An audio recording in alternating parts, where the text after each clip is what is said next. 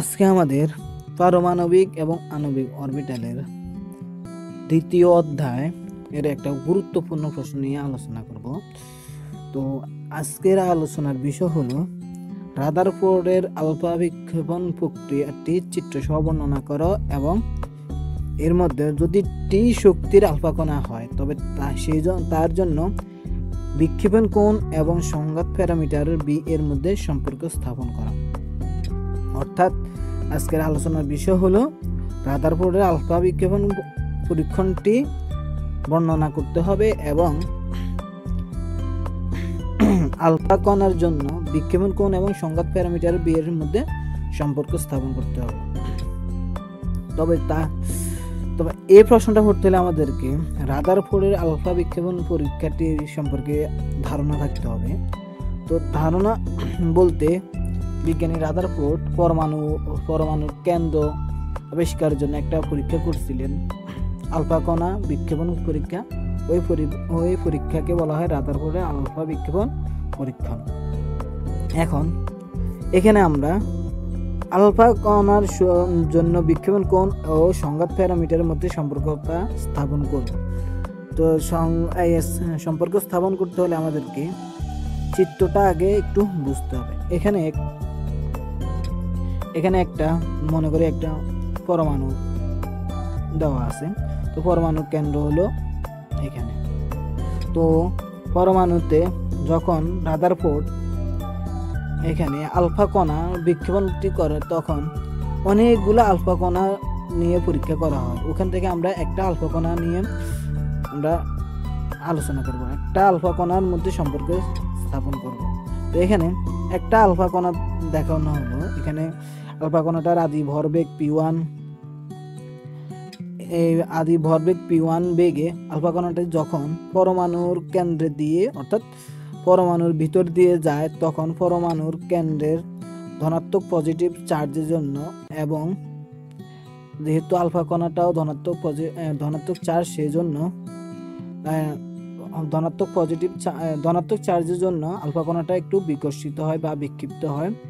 এখানে বিক্ষিপ্ত হওয়ার মধ্যে একটা কারণ আছে, সেটা হলো কুলম্ব বল। এক্ষেত্রে কুলম্ব বল ক্রিয়া করে, অর্থাৎ কুলম্ব বল কাজ করে। এক্ষেত্রে কুলম্ব বলটা পরমাণুর কেন্দ্রের সরাসরি অর্থাৎ একদম সরাসরি উপরের দিকে ক্রিয়া করে। সেই জন্য এখানে আলফা কণাটি কেন্দ্রের ধনাত্মক চার্জের সাথে বিকর্ষিত হয়ে থিটা কোণে বিক্ষিপ্ত হলো।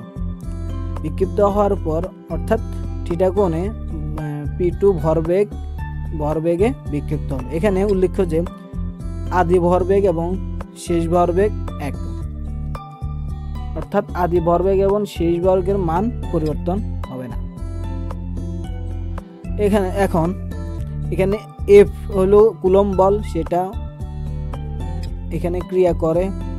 এখন আমরা যদি এক্ষেত্রে সংঘাত প্যারামিটার কি সেটা বুঝতে যাই, তবে আমাদেরকে একটু বুঝতে হবে যে সংঘাত প্যারামিটার কাকে বলে। অর্থাৎ যেহেতু এখানে লেখা আছে যে সংঘাত প্যারামিটারের মধ্যে সম্পর্ক স্থাপন করতে হবে, তাহলে আমাদেরকে আগে বোঝা উচিত যে সংঘাত প্যারামিটার কাকে বলে এবং বিক্ষেপণ কোণ কাকে বলে। বিক্ষেপণ কোণ হলো আলফা কণাটা পরমাণুর কেন্দ্র দিয়ে যাওয়ার সময় যে কোণে বিক্ষিপ্ত হয় তাকে বিক্ষেপণ কোণ বলে। এবং সংঘাত প্যারামিটার হলো ওই এমন একটি দূরত্ব যে দূরত্বে কোনো আলফা পার্টিকেল বা আলফা কণা পরমাণু কেন্দ্র দিয়ে যাওয়ার সময় বিক্ষিপ্ত হয়, অর্থাৎ বিকর্ষিত হয়, কেন্দ্রের কুলম্ব বল দ্বারা বিকর্ষিত হয়। ওই দূরত্বকে সংঘাত প্যারামিটার বলে। এখানে যদি আমরা এখান দিয়ে অর্থাৎ এর উপরে একটা যদি আলফা কণা চিন্তা করতাম, তবে এই আলফা কণাটা দেখা যাইতো যে এখান থেকে সরাসরি সোজা চলে গেছে, তার এক্ষেত্রে কোনো বিক্ষিপ্ত হওয়ার সম্ভাবনা নাই। কারণ এখানে সংঘাত প্যারামিটার অর্থাৎ সংঘাত প্যারামিটার এর রেঞ্জ হলো অর্থাৎ দূরত্বটা হলো এখান থেকে এখান পর্যন্ত, অর্থাৎ এখান থেকে এখান পর্যন্ত যতগুলা আলফা পার্টিকেল এখানে পরমাণুর ভিতর দিয়ে যাবে ততগুলা আলফা পার্টিকেল বিক্ষিপ্ত হবে বিভিন্ন কোণে। এখন আমরা এই আলফা কণার ক্ষেত্রে আমরা একটু চিন্তা করি। এই চিত্রটা যখন আলফা কণার আদি ভরবেগ p1 আদি ভরবেগ অর্থাৎ আলফা কণাটা সোজাসুজি চলে যাওয়ার কথা ছিল এদিকে, কিন্তু থিটা কোণে বিক্ষিপ্ত হওয়ার পর p2 ভরবেগে অন্যদিকে অর্থাৎ বিক্ষিপ্ত হয়ে গেছে। এখন যদি আমরা এই ক্ষেত্রে এই অংশটাকে p1 ধরতে পারি আর এই অংশটা তো p2, কারণ p1 এবং p2 এর দূরত্বটা হলো ডেল p অর্থাৎ ভরবেগের পরিবর্তন। তো এখানে আমরা ডেল p হিসেবে লিখতে পারি যে এখানে ডেল p সমান p1 মাইনাস p2। এখানে ভরবেগ কিন্তু ভেক্টর রাশি, সেই জন্য উপরে ভেক্টর চিহ্ন দেওয়া আছে। তো এখানে আমরা একটু বর্ণনা করছি, অর্থাৎ কিভাবে আলফা কণাটা পরমাণুর ভিতর দিয়ে গেছে এবং কিভাবে বিক্ষিপ্ত হলো একটু বর্ণনা করা হলো এখানে। তবে এখানে এখন আমরা এই চিত্রটা থেকে পাই যে যদি আদি ভরবেগ এবং শেষ ভরবেগ এক হয় তাহলে আমরা লিখতে পারি যে অর্থাৎ ভরবেগের পরমাণ সমান প্রথম ভরবেগের পরমাণ, দ্বিতীয় ভরবেগের পরমাণ সমান mv, যেটা আমরা জানি ভরবেগ সমান mv বা ভর এবং বেগের গুণফল। তো এক্ষেত্রে আমরা একটা ত্রিভুজ সূত্রে, এখানে একটা ত্রিভুজ গঠিত হয়েছে, ওই ত্রিভুজ সূত্র অনুসারে পাই আমরা যখন ভেক্টরের একটা ত্রিভুজ সূত্র আছে, ওই সূত্র অনুসারে আমরা লিখতে পারি যে ডেল p সমান p1 square plus p2 square minus 2p1 p2 cos theta. এটা আমরা ইন্টারমিডিয়েট যখন ভেক্টরতে পড়ছিলাম তখন এই সূত্রটা পাইছি। এখন যদি p1 সমান p2 অর্থাৎ সমান p হয় তাহলে আমরা এখানে লিখতে পারি যে p into 2 1 minus cos theta. এখানে যদি p1 সমান p হয় এবং p2 সমানও p হয়, আর এখানে p1 p2 সমান যদি একই হয় অর্থাৎ p হয়, তবে আমরা এখান থেকে p কমন নিয়ে এই লাইনটা লিখতে পারি। বা এখানে আমরা 1 মাইনাস cos থিটার একটা সূত্র জানি যে 1 মাইনাস cos 2 থিটার একটা সূত্র জানি 2 sin থিটা, কিন্তু এখানে যেহেতু 2 নাই সেই জন্য আমরা থিটাটাকে হাফ করে দিব, অর্থাৎ তাহলে আমরা লিখতে পারি 1 মাইনাস cos থিটা সমান 2 sin থিটা বাই 2। এখন আমরা এখানে 1 মাইনাস cos থিটার মান বসাই দিছি, আর তাহলে 2 গুণ করলে 4, 4 এর রুট করলে 2, আর p এর মান mv আর sin, সরি এখানে একটা sin স্কয়ার থাকার কথা ছিল, এখানে স্কয়ারটা দিতে ভুলে গেছি, এখানে একটা স্কয়ার হবে তাহলে স্কয়ার রুটে কাটা আর থাকে sin থিটা বাই 2। এই সমীকরণকে আমরা 1 নং সমীকরণ দ্বারা চিহ্নিত করছি। এখন আমরা নিউটনের দ্বিতীয় সূত্র অনুসারে পাই, অর্থাৎ বস্তুর ভরবেগ এর পরিবর্তনের হার এর উপর প্রযুক্ত বলের সমানুপাতিক। আর নিউটনের দ্বিতীয় সূত্রের যখন আমরা সমাকলনটা পাই অর্থাৎ সমাকলিত মান হবে এবং ডেল p সমান ইন্টিগ্রেশন f dt, অর্থাৎ এটা নিউটনের দ্বিতীয় সূত্রের সমাকলিত রূপ। এখন আমরা এই চিত্রটার ক্ষেত্রে আমাদের মূল উদ্দেশ্য হলো এই চিত্রটার ক্ষেত্রে এখানে এই কোণটা, এখানে একটা কোণ আছে, ওই কোণের মান নির্ণয় করা। তাহলে আমরা এখানে কোণটা নির্ণয় করতে হলে আমাদেরকে এখানে একটা লম্বটা এর রেখার উপর একটা লম্ব অঙ্কন করি। এক্ষেত্রে থিটা অর্থাৎ এই কোণটা হবে থিটা, যেহেতু এই কোণের অর্ধেকটা হলো এটা, তাহলে এর মান হবে থিটা বাই 2, আর এই কোণটা হবে 90 ডিগ্রি, আর 90 ডিগ্রিকে প্রকাশ করা যায় পাই বাই 2, তাহলে এই কোণের মান হবে পাই মাইনাস থিটা বাই 2, অর্থাৎ আমরা জানি যে ত্রিভুজের 3 কোণের মান 180 ডিগ্রি। তাহলে যখন আমরা 90 পাই বাই 2 আর থিটা বাই 2 যখন আমরা পেয়ে গেলাম, আর বাকি একটা কোণের মান আমরা ক্যালকুলেশন করে পেয়ে যাব যে পাই মাইনাস থিটা বাই 2। এখন এই যে আলফা পার্টিকেলটা যখন এটা বিক্ষিপ্ত হলো তখন এটা বিক্ষিপ্ত হয়ে এদিকেও যেতে পারে, আবার এদিকে কিছু আলফা পার্টিকেল আছে এদিকেও চলে, মানে অনেক সময় যখন এই আলফা পার্টিকেলগুলা এই কেন্দ্র বরাবর হয় তখন কিছু আলফা পার্টিকেল কেন্দ্রের বিপরীত দিকে চলে যায়। তাহলে আমরা বুঝতে পারলাম যে এই দিক দিয়ে যখন আমরা এই দিক দিয়ে চিন্তা করব, এই যে যখন আলফা পার্টিকেলটা আমরা এই দিক থেকে এই দিক দিয়ে চলে যাবে যখন চিন্তা করব তখন হবে পাই মাইনাস থিটা বাই 2, আর যখন অনেকগুলা পার্টিকেল আছে যেগুলা বিপরীত দিকে চলে যায়, অর্থাৎ সরাসরি বিপরীত দিকে চলে যায়, তাদের ক্ষেত্রে হবে minus pi minus theta by two. অর্থাৎ তাহলে আলফা পার্টিকেলের রেঞ্জটা হবে, অর্থাৎ সীমাটা হবে যে minus pi minus theta by two থেকে plus pi minus theta by two. তাহলে আমরা রেঞ্জটা লিখে দিলাম এখানে minus pi minus theta by two থেকে plus pi minus theta by two. আর এখানে এফ ডিটিটা, এখানে এফ এর মান,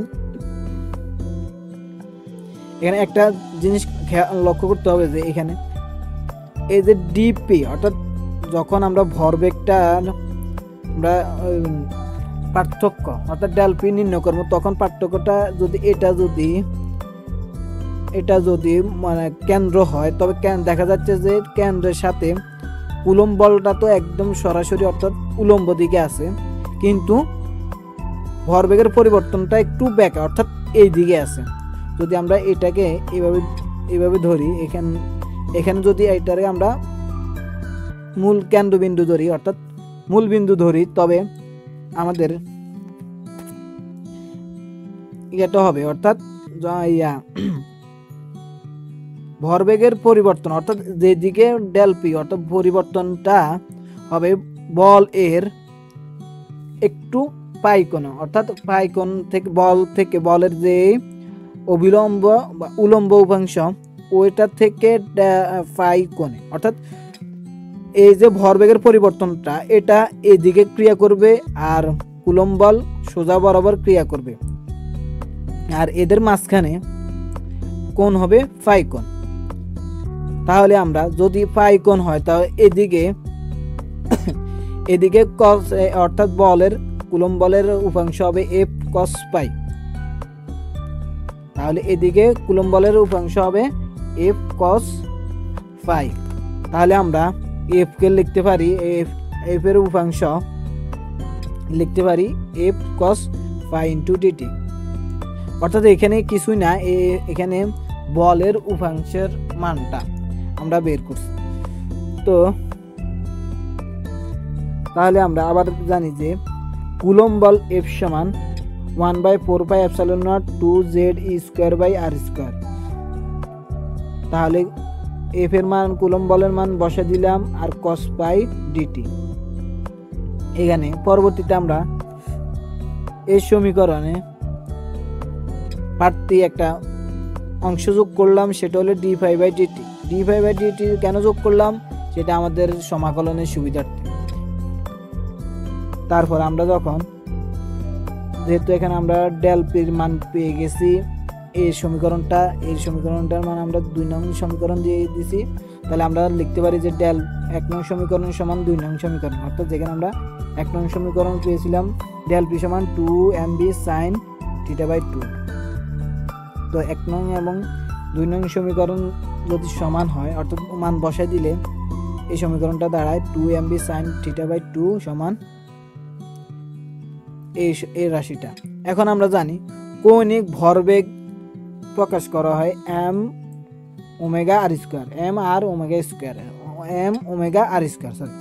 তো তাহলে এখানে m তো m আর ওমেগা স্কয়ার সমান হবে m vb, যেখানে v হলো সংঘাত প্যারামিটার আর এটা হবে ধ্রুবক, অর্থাৎ যেহেতু বল একটি সংরক্ষণশীল বল, এখানে কুলম্ব বলটা সংরক্ষণশীল বল, সেহেতু এখানে কৌণিক ভরবেগও সংরক্ষণশীল বল হবে। তাছাড়া যেহেতু আমরা দেখছি যে ভরবেগও সংরক্ষণশীল হয়েছিল, যে অর্থাৎ ভরবেগের কোনো পরিবর্তন হয় নাই, সেক্ষেত্রে কৌণিক ভরবেগও সংরক্ষণশীল। তাহলে আমরা এখানে ওমেগা সমান লিখতে পারি যে mv বাই আর স্কোয়ার। আবার আমরা জানি যে ওমেগা সমান ডি ফাই বাই ডিটি, তাহলে ডি ফাই বাই ডিটি সমান ভিবি বাই আর স্কোয়ার। আর যখন আমরা 1 বাই ওমেগা করবো তখন হবে ডিটি বাই ডি ফাই সমান আর স্কোয়ার বাই ভিবি।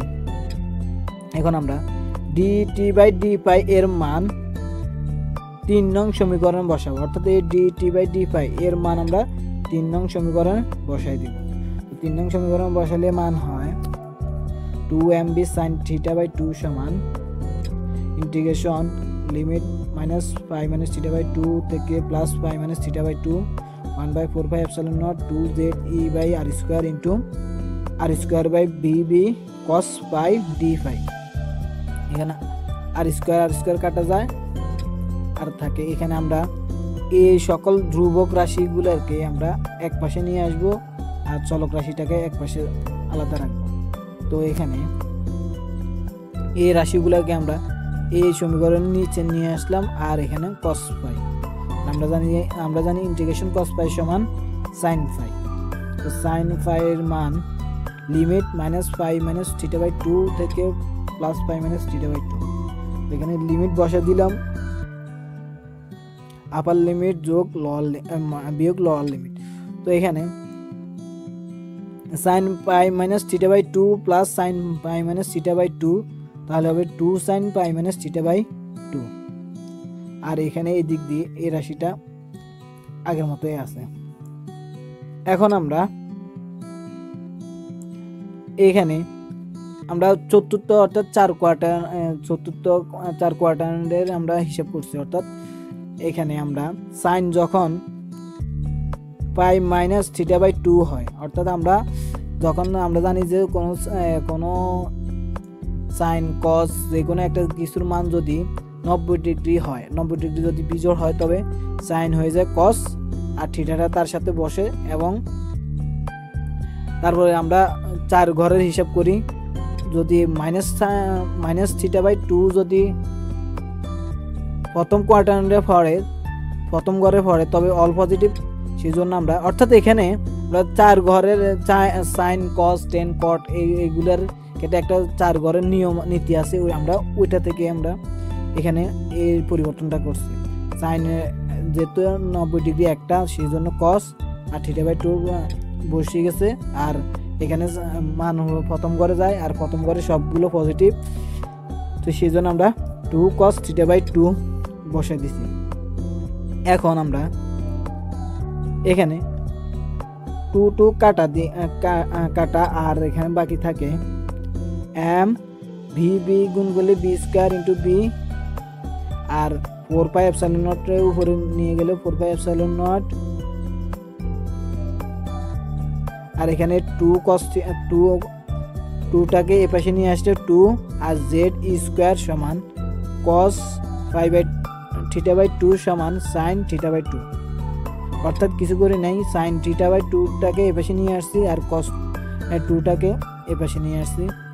তাহলে আমরা এখান থেকে পাই যে cos θ/2 সমান sin θ/2 বা sin by cos by sin হলো cot θ/2। আর এখানে half m b² b by 4πε0 z²। এখন আমরা যখন আমরা হাফ m b² কে আমরা kb দ্বারা প্রকাশ করতে পারি, তখন আমরা জানি যে অর্থাৎ গতিশক্তি আলফা কণার গতিশক্তি হলো k আলফা। তাহলে এখানে k alpha into b 4πε0 z² সমান cot θ/2। এখন আমরা যদি b এর মান নির্ণয় করি তবে এখানে আমরা পাবো z² by 4πε0 k alpha cot θ/2। এটি সংঘাত প্যারামিটার এবং বিক্ষেপণ কোণের মধ্যে সম্পর্ক।